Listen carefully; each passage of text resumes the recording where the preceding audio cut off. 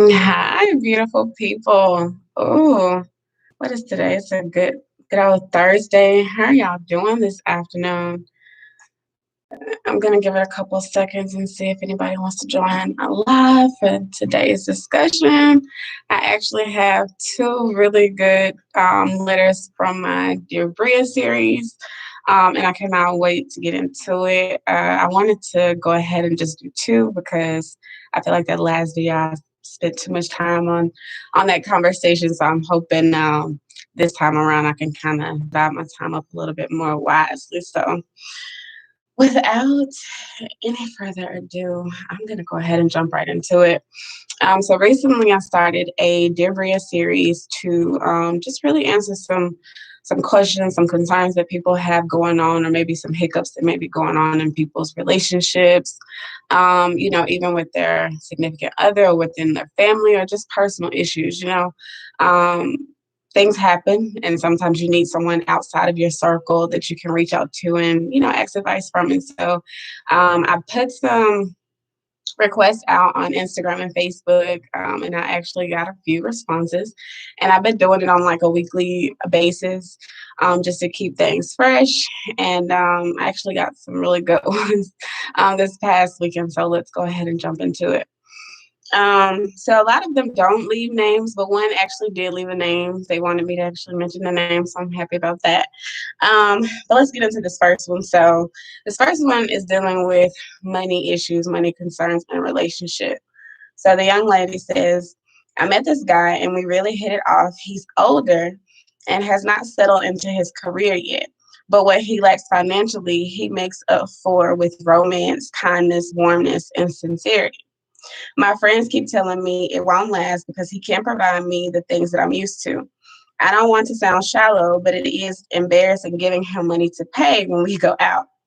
I'm really feeling him because we click so well on a spiritual, emotional, and intellectual level, but it's the financial concerns for me. What should I do? Okay, so this is a really important conversation to have, I think, and just bring to attention, because a lot of times growing up, girls always hear, find you a guy with money, like find you a guy that's got a lot of money, marry somebody with money, right? And I feel like that draws such a huge misconception, because then a man that comes along and has money and he's paying for everything, he's taking care of you financially, but there is no romance. He can't intrigue you intellectually, and then there is like this void because okay, yeah, my bills are taken care of, but my partner can't do anything else for me, and that can cause a wedge in a relationship. But here it's kind of the reverse. So you are having those deep intellectual conversations. I mean, and you're talking about somebody possessing something that you cannot teach. Okay, like you can't teach a person how to make sure that you are feeling special. It's really difficult to train someone or teach someone how to be romantic if that's just not who they are. You know what I'm saying? And the fact that he already possesses those type of qualities, like I feel like he should be like through the roof. Like I wouldn't care what nobody else says, because honestly, um, it doesn't take much to get money. I mean, like when you really think about it, like the world and the time that we live in now, like anybody can be on. You know what I'm saying? You can help somebody get their real estate license, or help somebody get their insurance license, put them on game. You can sit down and just have a conversation with somebody and enlighten them and put them in a better position so that they can be, more financially stable and secure. So to have a concern about money, I feel like it's not the main priority, because there's so much more things that sustains and maintains a healthy relationship besides money. Now, I'm not going to say money don't help, okay? Because, if you're going to have some relationship problems, of course, you like to have them problems, sitting up somewhere with some air on, some hot water and things like that, some good food stocked up in the refrigerator.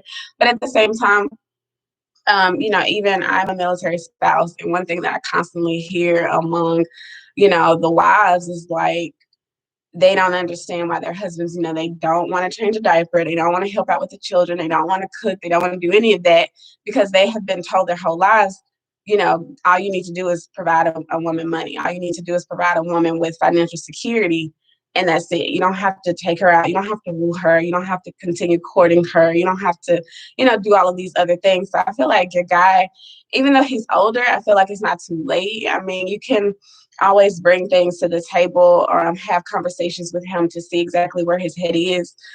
He could be the type of person who's never really had a good relationship with money, and that can be how you add value to him.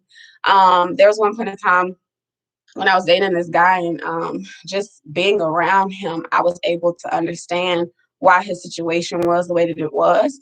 And I remember, like, right before we broke up, I was like, you're really gonna need to, like, figure out a way to get away from your family, and it sounded so crucial, but he couldn't see how, being in that environment where his family was constantly needing him, constantly pulling on him, they really wasn't giving him any time to get himself together. And because anytime he got any extra, he was always turning around and giving it.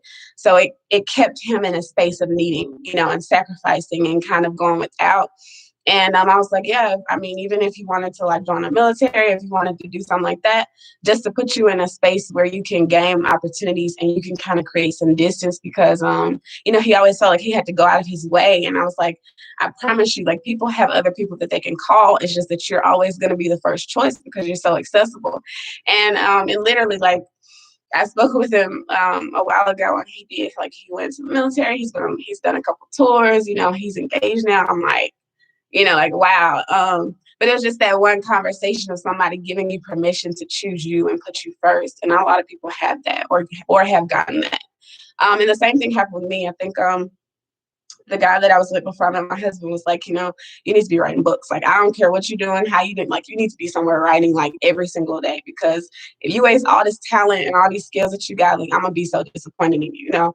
And so it's just like, when you are on somebody constantly, you can kind of see how they're moving, to kind of determine or give them advice or tips on how they can move differently or how they can be better. So yeah, girl, don't forget what your friends talking about. You know what I'm saying? Everybody got to get it somehow, and I feel like in a lot of cases, when you kind of try to, like, avoid going through getting out the mud when you're younger, you oftentimes do tend to experience it later in life because you try to, like, run from that. And so at some point it's going to catch up with you. But even then, though, I mean, if he's worth it, if he's worth the investment, if he's worth the time and the helping him kind of gain that clarity on what he wants, like, I don't see nothing wrong with it, because I'm saying people that's like, girl, I want to do that. They somewhere doing and dealing with a whole lot worse. So yeah, and I'm not talking about paying somebody's bills. That's not what I'm talking about. But what I am saying is that a lot of times people just don't know. They don't have the resources or the information to know how to start and where to go get it. And if you can see that for somebody else and help them get on the right path to pursuing their vision or pursuing their dreams, like, that's love right there. Like, that's real love. So yeah, I hope that helps, Bill.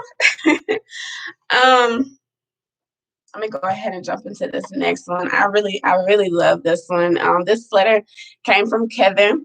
So I'm gonna get into it. I had to rewrite it because some people, like, they text how they talk and it can be a little confusing. So I had to kind of, like, rewrite it with a little bit of my own interpretation because it was a little interesting. But he was basically saying, a few months ago, my girlfriend had our now 6-month-old baby girl. My girlfriend told me she will work hard to lose weight and get in shape, but it has not happened yet.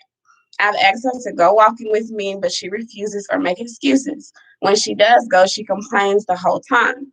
I got her a gym membership at a fitness center that's right by our house, but she will not go. I don't know how to tell her that she needs to get in shape without hurting her feelings. What should I do? Kevin. Mm. Thank you, Kevin. Thank you for bringing this topic to light. I feel like a lot of guys have this concern. I feel like more often than not, and it's so crazy because a lot of times people be like, I want to, like, marry my best friend, but when you talking about being with your best friend, you're talking about somebody that you can talk about anything. So you're like, y'all can talk about whatever, you know what I'm saying?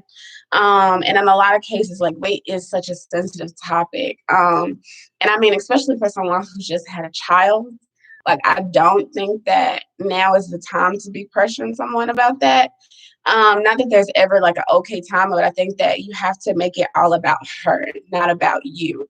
You know, if you start the conversation with like, I need you to lose weight, you know, like I need you to do this, I need you to go to the gym, I need you to work out, then it's more about her having to change or carry on this extra burden in order to please you. And that's not really fair. Um, I don't think that a lot of times people realize just how intense childbirthing is. Like, you can die giving birth. Like, there's so many different things that can happen in on that table in that delivery room that can go left. And I can say honestly, for me, like after I had my firstborn, like I think it took like a good like 10, 11 months before like I felt like my brain got back to like how it was. Like, I don't even know how to explain it, but I just kept telling my husband, like, I just felt like something clicked and I had like all of my senses back, all of my memory back, like my brain, like all of the chemicals just finally started meshing back together. And once he get turned about 11 months, 12 months, years old, months old anyway. And yeah, you can't want that for somebody. Like, you can want it for them, but you can't make someone want something more than they do, you know? And I feel like at this point in time, like the best thing that you can do is just be supportive. So um that means like, okay, you can't be like, okay, I want you to go work out, but then you constantly frying chicken. You know what I'm saying? You can't be like, oh, I want you to go, you know, I want us to be more healthy, more health conscious, but then you turn around and you buying all this junk food. So it's like whatever it is that you are doing, like pursue it either together or come at it in a context of like, I want you to do this to be healthy so that you can live long to see our daughter, you know, grow old. You know what I mean? Like, I feel like as a woman, I could take that better than somebody being like, you need to lose weight because you fat. Like, that's just never okay. Like, that's never gonna be okay, especially not, you know, to the mother of your child, but that's never gonna be okay on any platform at any point in time.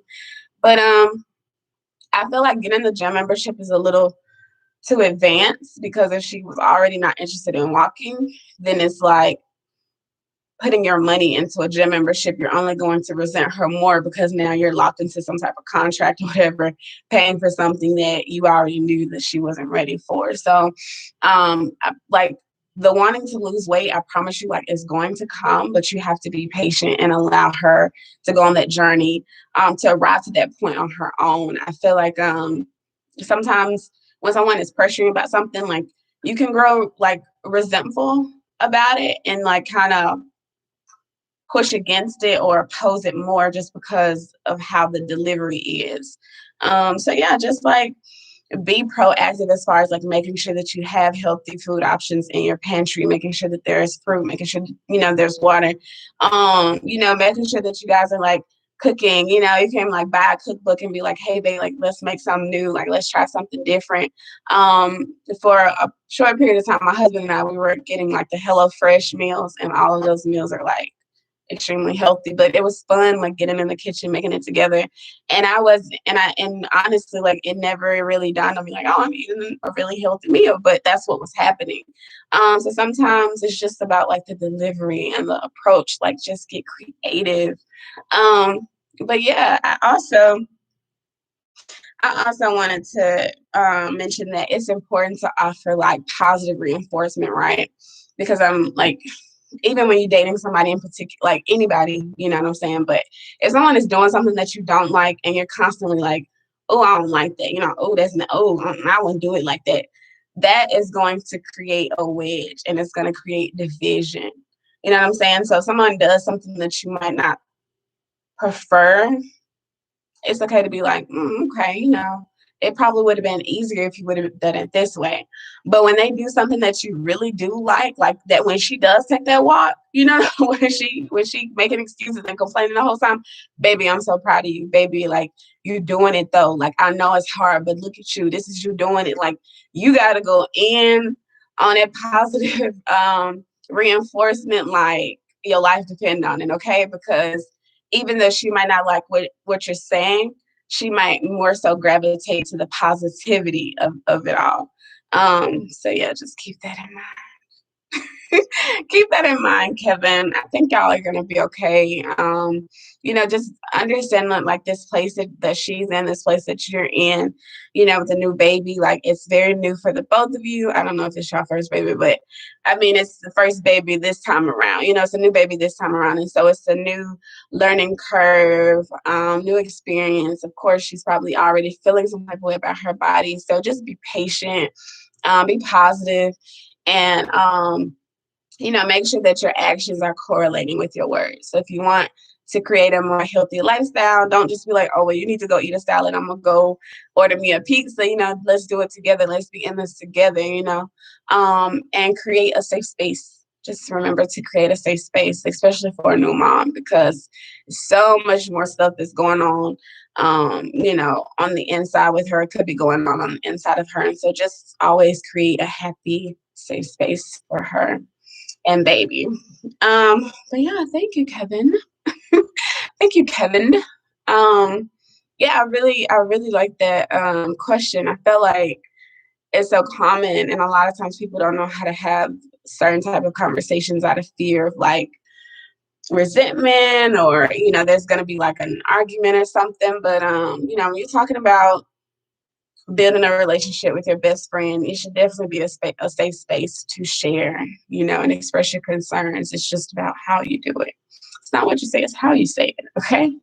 Um, but yeah, I wanted to hop on this live and get these strawberry letters up out of here because I've gotten a few good ones, and I'm hoping that the pace keeps coming. Like I said, I'm going to keep asking. I've only been asking once a week on my social media platforms, but I probably need to up that a little bit more, probably maybe like 3 times a week, asking for more letters, because these letters are getting kind of juicy, y'all. Like, letters getting juicy, I wasn't expecting that, but I like it, though. I like that, though.